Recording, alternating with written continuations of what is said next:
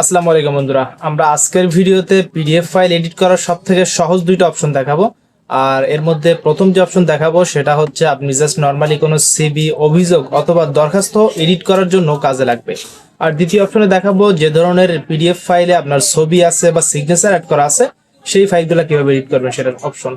তো চলুন কাজটা খুব অল্প সময়ে দেখিয়ে দিচ্ছি কম্পিউটার স্ক্রিন থেকে। যারা নতুন আছেন আমাদের ফেসবুক পেজটিকে ফলো এবং চ্যানেলটিকে সাবস্ক্রাইব করে রাখবেন।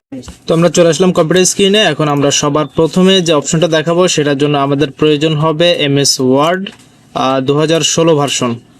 তো আমরা বর্তমানে এমএস ওয়ার্ড 2016 ভার্সনটা ওপেন করে নিয়েছি এবং এখান থেকে আমরা পিডিএফ ফাইলটাকে ওপেন করব। তো পিডিএফ ফাইল ওপেন করার জন্য আমরা চলে যাব ইনসার্টে, দেন এদিক থেকে এখানে দেখতে পাচ্ছেন অবজেক্টের একটা অপশন আছে। তো এখানে ডটে ক্লিক করলে আপনি অবজেক্ট আরও একটা অপশন পাবেন।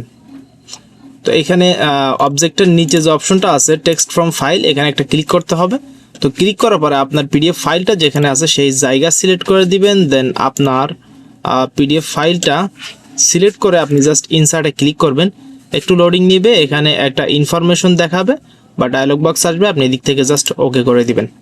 তো এখন দেখতে পাচ্ছেন এখানে কিন্তু পিডিএফ ফাইলটা চলে আসছে। তো এখানে ফন্টটা বাংলাতে চলে আসছে। তো টেনশনে কিছু নাই, কন্ট্রোল এ দিয়ে সিলেক্ট করলাম, করার পরে আমি ফুল ফন্টটাকে জাস্ট ইংলিশ করে দিব। দেওয়ার পরে দেখতে পাচ্ছেন আমাদের ফুল ফন্টটা কিন্তু সেটআপ ঠিকঠাক হয়ে গেছে। এবং এখন আপনি এখান থেকে যা চান আর কি, যেটা চান আপনার যেটা প্রয়োজন সবকিছুই কিন্তু চেঞ্জ করতে পারবেন। যেমন এখানে এই যে ভিলেজ থেকে শুরু করে যা আছে আপনার যেভাবে প্রয়োজন আপনি কিন্তু সেভাবেই সেট করে নিতে পারবেন। এবং এখানে কিছু বিষয় আপনার এলোমেলো হতে পারে। তো যেমন এখানে লেখাগুলো দেখতে পাচ্ছেন জাস্টিফাই করতে হবে। তো এখানে ক্লিক করে জাস্টিফাই ক্লিক করলাম, মানে যে জিনিসগুলো একটু জাস্ট এলোমেলো হবে সেগুলোকে আপনাকে একটু অ্যাডজাস্ট করে নিতে হবে। তো এই ছিল আমাদের প্রথম স্টেপ, যেখানে আমরা ছবি ছাড়া সিভি, অভিযোগ বা দরখাস্ত এই ধরনের ফাইলগুলো এডিট করতে পারবো। এবং এখন চলে আসবো যেখানে আমাদের কোনো ছবি থাকলে বা সিগনেচার থাকলে সেই ধরনের পিডিএফগুলো কীভাবে করবো। কারণ এখানে ছবি বা সিগনেচার এই ধরনের কাজগুলো করা একটু ঝামেলা, এবং ছোটোখাটো কাজ হলে সেক্ষেত্রে আমরা চলে যাব গুগলে এবং এদিক থেকে আমরা যদি সার্চ করি আই লাভ পিডিএফ, এই যে আই লাভ পিডিএফ লিখে সার্চ করলে এখানে প্রথমে একটা ওয়েবসাইট চলে আসবে আই লাভ পিডিএফ, এখানে ক্লিক করবেন। দেন একটু স্ক্রল করে নিচে দিকে গেলে এদিকে এডিট পিডিএফ একটা অপশন পেয়ে যাবেন, এখানে ক্লিক করবেন। দেন সিলেক্ট পিডিএফ ফাইল, এখানে ক্লিক করতে হবে। এরপর আমাদের যে পিডিএফ ফাইল সেটা যেখানে আছে, যেমন সাপোজ আমি এই ফাইলটাতে ক্লিক করলাম, দেন এদিক থেকে ওপেনে ক্লিক করলাম। তো একটু সময় নিবে, নেওয়ার পরে দেখতে পাচ্ছেন আমাদের পিডিএফ ফাইলটা কিন্তু এখানে ওপেন হয়ে গেছে এবং এখানে কয়টা পেজ আছে, কয়টা পাতা আছে সবগুলো কিন্তু দেখা যাচ্ছে এদিক থেকে। এই যে, তো আমি আপাতত আসি প্রথম পেজে। কন্ট্রোল বাটন ধরে মাউসের স্ক্রল বার বা চাকাটা ঘোরালে এটা জুম ইন বা জুম আউট করতে পারবেন। এবং এটাকে এডিট করার জন্য এদিকে যে অপশন দেখতে পাচ্ছেন এখান থেকে এডিট অপশনে একটা ক্লিক করে সুইচ করে নিতে হবে। তো আমি এখানে সুইচ করলাম, করার পরে একটু লোডিং নিচ্ছে, দেন আমি দেখাচ্ছি।